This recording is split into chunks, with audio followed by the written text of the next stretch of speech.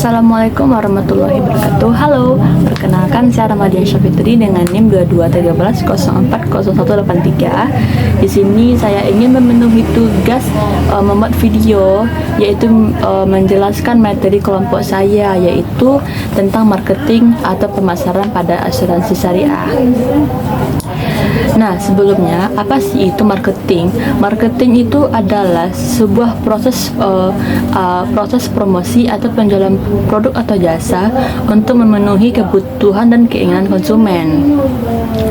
Nah, dari cara ini tuh banyak sekali cara yang dipakai oleh seorang produsen untuk mempromosikan produknya. Misalnya dalam video, mereka bisa memakai cara-cara yang unik untuk menjelaskan produk yang ditawarkan.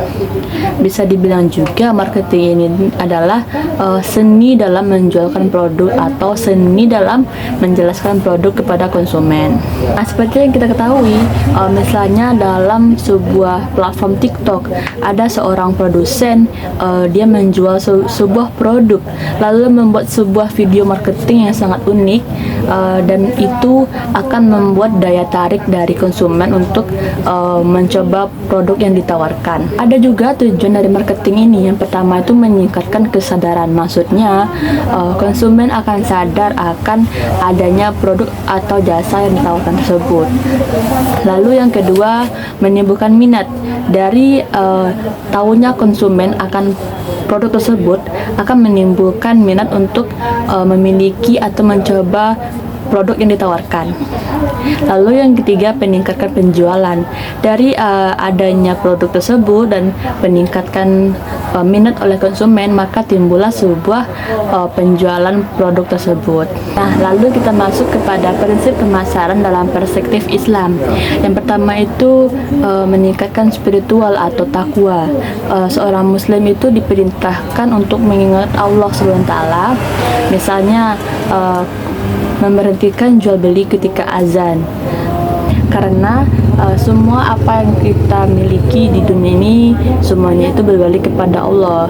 Jadi jangan karena kita hanya ingin mengambil untung yang banyak ketika panggilan kewajiban kita itu kita tinggalkan. Itu tidak mencerminkan seorang pemasaran dalam bisnis Islam. Lalu yang kedua ada berperilaku baik. Seorang produsen itu harus bersikap yang baik kepada konsumennya, tidak boleh bermuka masam ataupun judes seperti itu. Lalu yang ketiga adil. Berbuat adil itu hukumnya wajib. Allah juga sangat menyukai orang-orang yang berperilaku adil. Lalu yang keempat itu melayani dengan ramah. Seorang produsen itu harus melayani konsumennya dengan ramah, tidak boleh kasar ataupun berperilaku tidak baik kepada konsumennya. Terus selanjutnya ada menepati janji dan tidak berbuat curang. Menepati janji ini harus dilakukan kepada sesama dan tidak melakukan kecurangan dalam berbisnis. Lalu ada tidak mengolok-olok, tidak mengejek, dan tidak melakukan riswah. Lalu ada jujur dan amanah.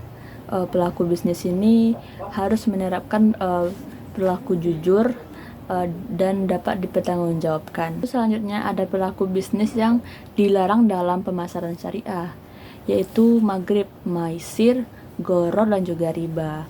Maisir itu bisa disebut juga dengan spekulasi atau ketidakpastian, termasuk judi itu juga termasuk ke dalam maisir.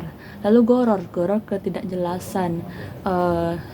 ketidakjelasan dari produk yang ditawarkan, tidak jelas apa saja kandungannya, bagaimana cara produksinya, itu dilarang dalam bisnis syariah. Lalu riba merupakan praktik bunga atau keuntungan yang didapatkan dengan cara yang tidak baik atau tidak sesuai dengan prinsip syariah. Selanjutnya ada pelaku bisnis yang dianjurkan dalam bisnis syariah. Yang pertama itu jujur.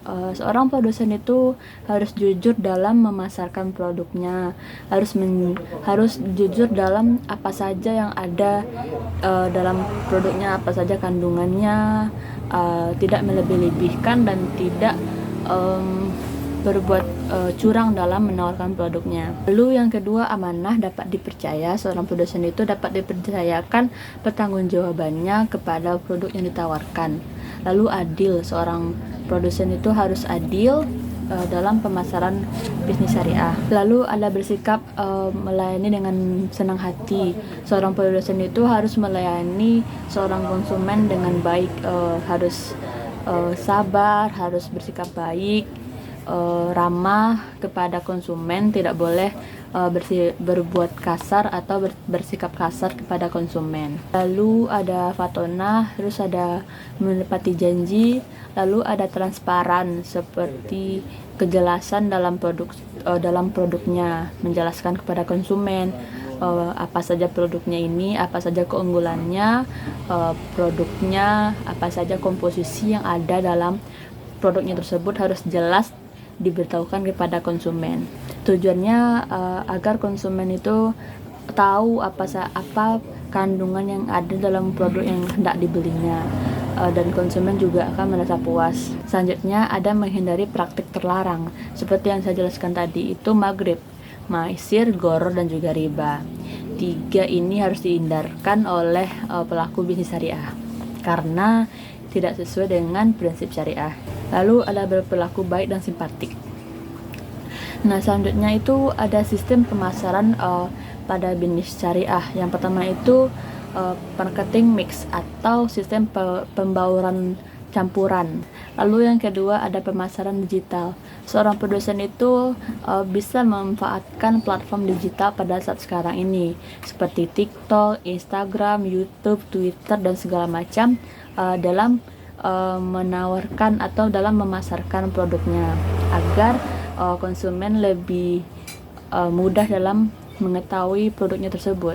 Lalu yang ketiga ada pendekatan berbasis nilai syariah. Maksudnya ini berfokus pada pencapaian maqasid syariah, yaitu dalam perlindungan harta, perlindungan jiwa, dan juga perlindungan agama. Lalu ada segmentasi pasar dan penyelesaian dengan karakteristik konsumen. Lalu yang terakhir ada kepatuhan pada prinsip-prinsip syariah. Baik, sekian dulu dari saya. Mohon maaf apabila banyak kekurangan. Saya minta maaf. Wassalamualaikum warahmatullahi wabarakatuh.